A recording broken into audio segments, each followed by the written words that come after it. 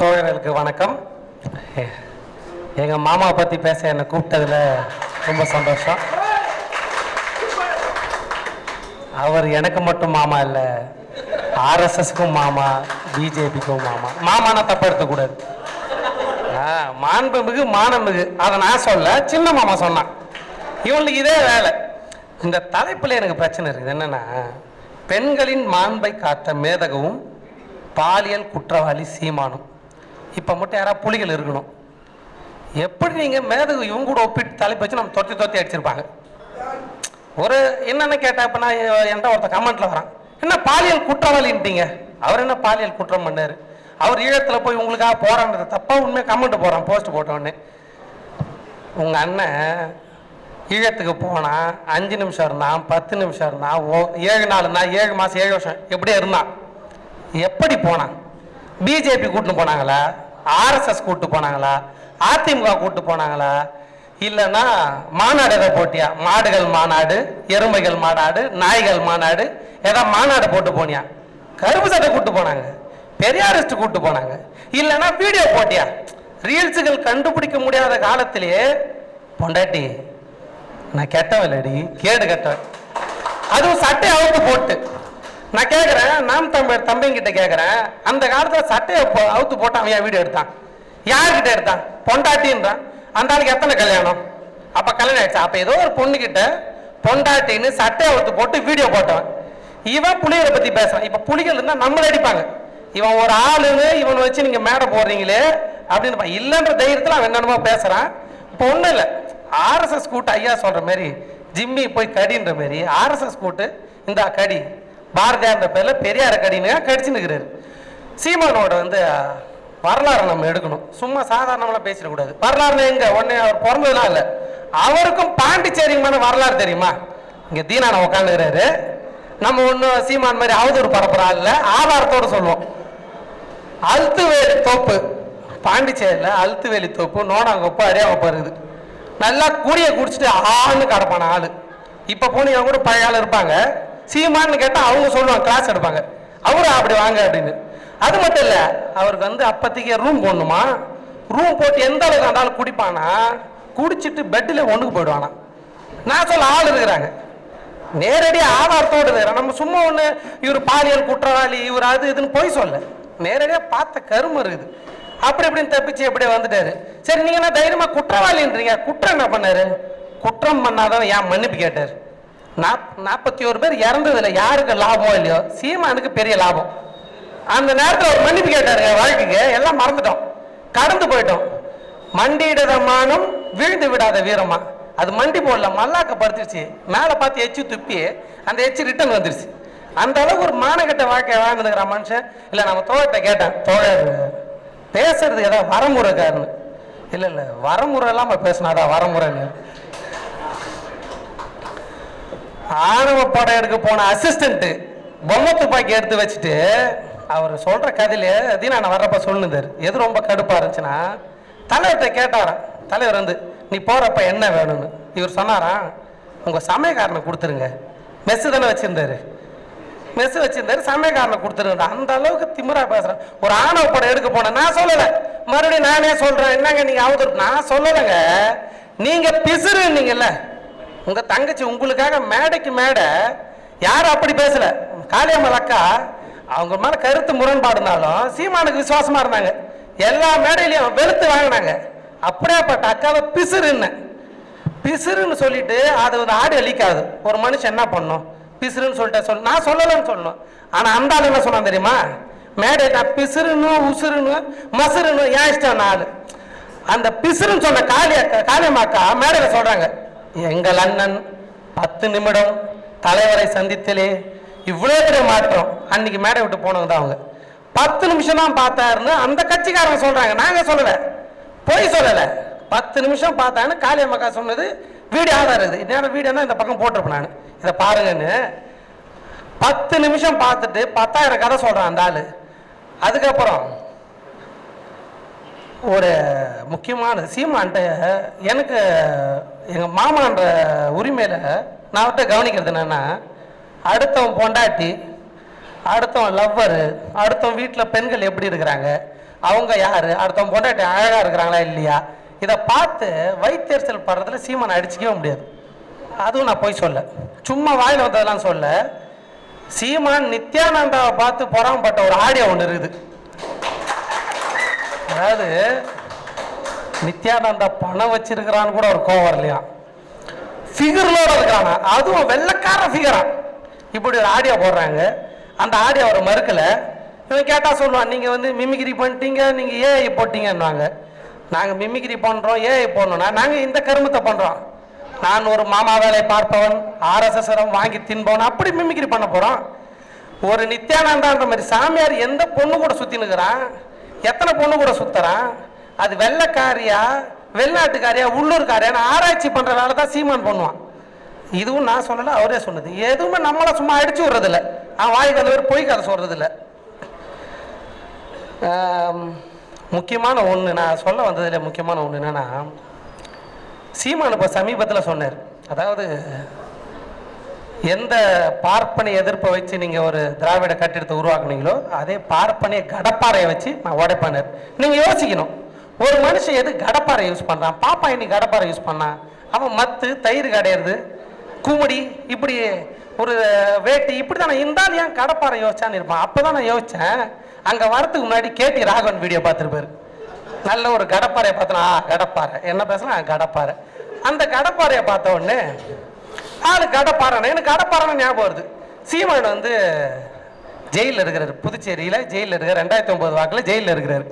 அப்போ வந்து அங்கே ஒரு எஸ்பி இருந்தார், அவர் வந்து ஜெயகாந்தன், எஸ்பி ஜெயகாந்தன் வந்து சீமான் ஜெயிலில் இருக்கும்போது எஸ்பி அவர். சீமான் என்ன பண்ண லெட்டர் எழுது வரான், அந்த நடிகைக்கு லெட்டர் எழுது வரான்.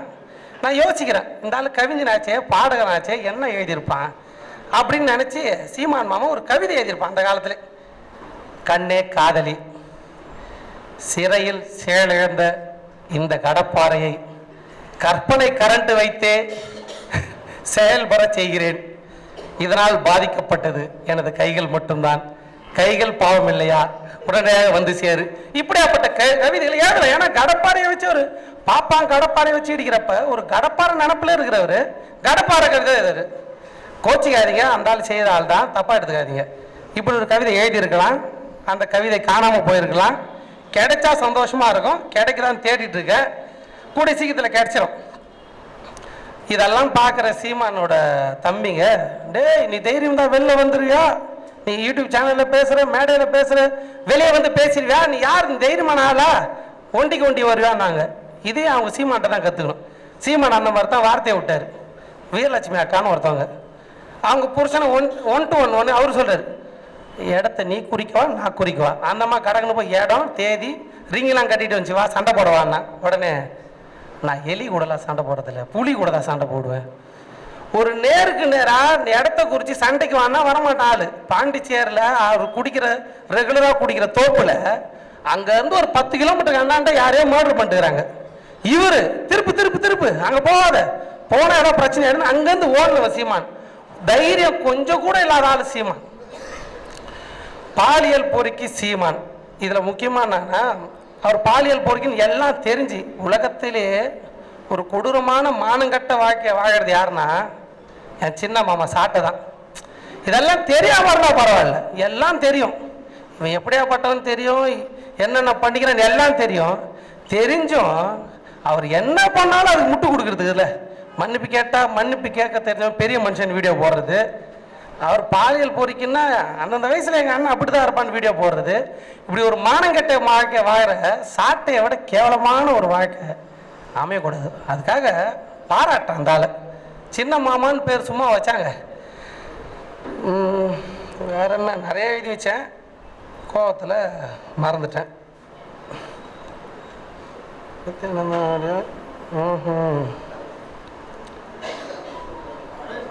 இல்லை இல்லை சீமான் எப்படியாப்பட்டவன்னு அவன் பேசுற காலத்துல மேடையில பேசியிருக்காள். சீமான் சொன்னது முக்கியமான பாயிண்ட் ஒண்ணுக்குது, அந்த ஆளு எந்த நேரமும் காஜி காஜி காஜி, இதை தாண்டி வேற எதுவும் தெரியாது. இதை நான் சொல்றேன், சீமான் மேடையில சொல்லியிருக்காரு, பிரபாகரன் இடத்தில் நான் இருந்தால் நான் கற்பழிப்பேன், சிங்களவன் கற்பழிச்சவன் நானும் கற்பழிப்பேன், நான் இது பண்ணுவேன், நான் அது பண்ணுவேன்.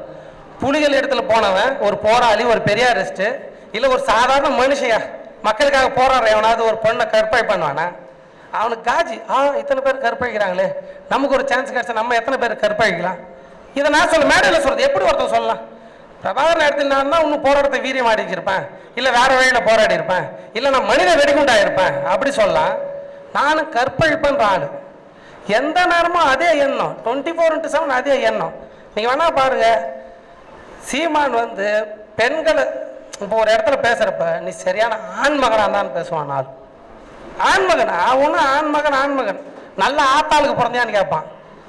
எந்த நேரமும் ஒரு ஆணாதிக்க சிந்தனையிலையும் ஒரு கேவலமான புத்தியில வாழற ஒரே ஆள் சீமான் தான். அந்த ஆள் ஒரு அரசியல் கட்சி ஆரம்பிச்சு மேடையில் பேசுகிறான். அந்த மேடையில் பேசுறதை கேட்டோம் அவர்கிட்ட தோழர்கள்லாம் டிவி நிகழ்ச்சியில் வந்து எப்படி பேசுகிறாங்கன்னு தெரியல. இப்போ பெரியாரை திட்டுறதுக்கு இஸ்லாமிய தோழர்களை கூப்பிட்டு பேசுகிறாங்க.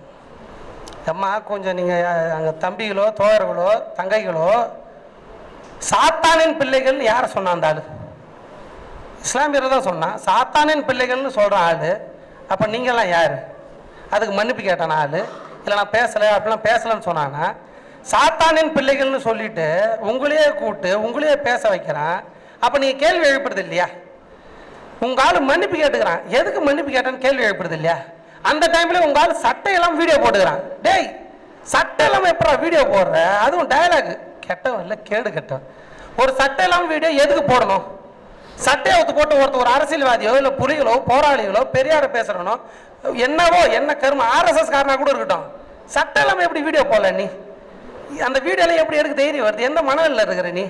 ஒரு மேடையில் உன் கட்சியை சேர்ந்த உன்னோட தோழரையே பிசுறுன்னு சொல்ற, அதை சொல்லிட்டு நான் பிசுறுன்னு சொல்லுவேன் மசுறுன்னு சொல்லுவேன்ற.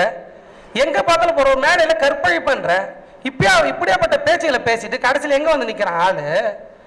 நான் கடப்பாறையை கொண்டு போய் இடிப்பான்றான்.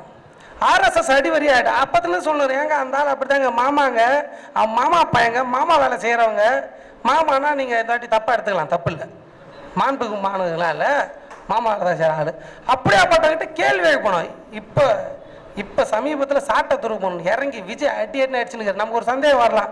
ஆஹா நம்ம சீமானை திட்டுறோமே, அப்போ விஜய் சரியான ஆளா? ஏன்னா விஜய்க்கு எதிராக சீமான் கட்சி வேலை செய்கிறாங்களே. விஜய் கட்டார் ஒன்றும் இல்லைங்க, ஒன்றுமே இல்லை, தெளிவாக புரிஞ்சுக்கணும். விஜய் அரசியல் ரீதியாக பாஜக வேலை செய்கிறார், சீமான் சித்தாந்த ரீதியாக பாஜக வேலை செய்கிறாங்க. ஒரு வடிவேல் காமெடி இருக்கும், 2 அடியால் வச்சிருப்பார் வடிவேல். இந்த பக்கம் செருப்பை நான் எடுக்கிறதா நீ எடுக்கிறதான்னு வடிவேலுக்கு ரைட்டு லெஃப்டில். அந்த மாதிரி RSSோட பிஜேபியோட அடிமை தான் 2 பேரும். இந்த பக்கம் இவர் எலெக்ஷனை நான் உனக்கான வேலையை செய்கிறேன், இந்த பக்கம் நான் சித்தாந்த வேலையை செய்கிறேன்னு மாற்றி ரொம்ப ரொம்ப கஷ்டப்படலாம், புரிஞ்சுக்க தேவையில்லை. ஒரு அம்மா நடிகர் விஜயோட காருக்கு முன்னாடி அவங்க கட்சிக்காரங்க போய் நிற்கிறாங்க. யாராக இருந்தாலும் ஒரு சாதாரண மனுஷன் நிறுத்தி என்னன்னு கேட்பாங்க. ஏற்றி தூக்கி போட்டு போயின்னு இருக்கிற 41+ இன்னொன்று 42 இருக்கட்டும் ஏற்றிட்டு போகிறான் மனுஷன். அந்த அம்மா மாத்திரை போட்டுக்கினாங்க. விஜய் ஏன் நிறுத்தலை? ஏன்னா நிறுத்திட்டா பேசணும். அந்த அம்மா கேட்பாங்க, இந்தமாரி எனக்கு மாவட்ட செயலாளர் பதவி கொடுக்கல, நீங்கள் என்னன்னு கேள்வி கேட்டால் விஜய் ஒரு வேளை இறங்குன்னா அவர் ஒரு திருப்பி ஒரு கேள்வி கேட்பார். மாவட்ட செயலாளர்னா யார் என்னன்னு கேட்பார். உண்மை அதுதான். அந்த மாதிரியான வாய்ப்பு அவர் வரக்கூடாதுன்னா காரில் இருக்கிறார். ஏமா நான் என்னென்னு கொடுக்குறேன்னா என்னென்னு தெரியணும்ல. அந்த அம்மா பேர் கூட தெரியாது அவருக்கு. நின்று இறங்கி பேசல. ரோட்டில் யாரோ ஒரு ஆள் போய் நின்னாலுமே நிறுத்தி என்னன்னு கேட்பாங்க. கேட்காத மனநிலை இருக்கிறாரு. இப்போ மலேசியாவில் ஆடியோ லான்ச்சில் போய் கதை பேச போகிறாரு.